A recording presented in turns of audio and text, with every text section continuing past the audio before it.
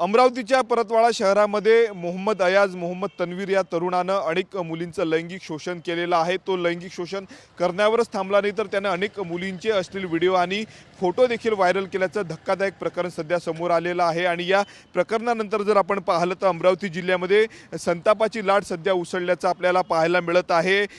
दोन आरोपीला आतापर्यंत या प्रकरणामध्ये अटक करण्यात आलेली आहे। पोलिसांनी दिलेल्या माहितीनुसार जर आपण पाहिलं तर जवळपास 18 व्हिडिओज आणि तब्बल 39 फोटो जे आहेत ते आरोपीच्या मोबाईलमधनं जप्त करण्यात आलेले आहे। दुसरीकडे संपूर्ण या घटनेच्या निषेधार्थ अचलपूर आणि परतवाडा शहर बंदची हाक जी आहे ती सामाजिक संघटनांच्या वतीनं या ठिकाणी देण्यात आलेली आहे। दुसरीकडे व्यापारी संघटना देखील ज्या आहेत त्या रस्त्यावर आज उतरणार असल्याचं बोललं जातं। आपण बघू शकतो सकाळची सध्याची वेळ आहे आणि अत्यंत महत्त्वाची आणि गजबजलेलं हे मार्केट जे आहे ते सकाळी उघडं असतं, ज्यामध्ये दूध डेअरी असेल, मिठाईचे दुकान असतील, चहाच्या टपऱ्या त्या मात्र सध्या सकाळच्या वेळेमध्ये बंद असल्याचं आपल्याला पाहायला मिळते। आपण बघू शकतो मुख्य बाजारपेठ ही संपूर्ण परतवाडा शहराची आहे, परंतु परतवाडा शहराची बाजारपेठ जी आहे ती बंद असल्याचं आपल्याला एकंदरीत या ठिकाणी पाहायला मिळत आहे। त्या घटनेचे तीव्र पडसाद जे आहेत ते उमटताना पाहायला मिळत आहे। दुसरीकडे राजकीय नेत्यांकडून देखील या संपूर्ण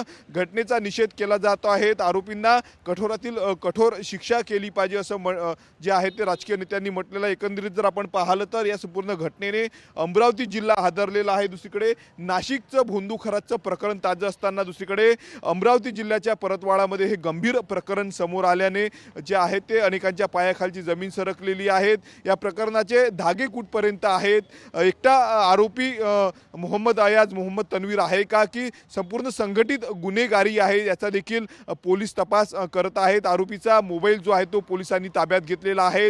आधी जर आपण पाहिलं तर सुरुवातीला मुख्य आरोपीला अटक करण्यात आली होती, काल आणखी एका अन्य आरोपीला जी आहे ती अटक करण्यात आलेली आहे। जवळपास 21 तारखेपर्यंत पोलीस कोठडी जी आहे ती न्यायालयाने आरोपीला सुनावलेली आहे आणि त्याच पार्श्वभूमीवर या 7 दिवसामध्ये पोलीस जे आहे ते कठोर चौकशी जर आपण पाहिलं तर या आरोपीची करण्यात आलेली आहे। संपूर्ण या घटनेच्या निषेधार्थ आज परतवाडा आणि अचलपूर शहर बंदची हाक जी आहे ती या ठिकाणी देण्यात आलेली आहे। कॅमेरामन निकेत दहातोंडेसह मी स्वप्नील उमप, TV9 मराठी, अमरावती।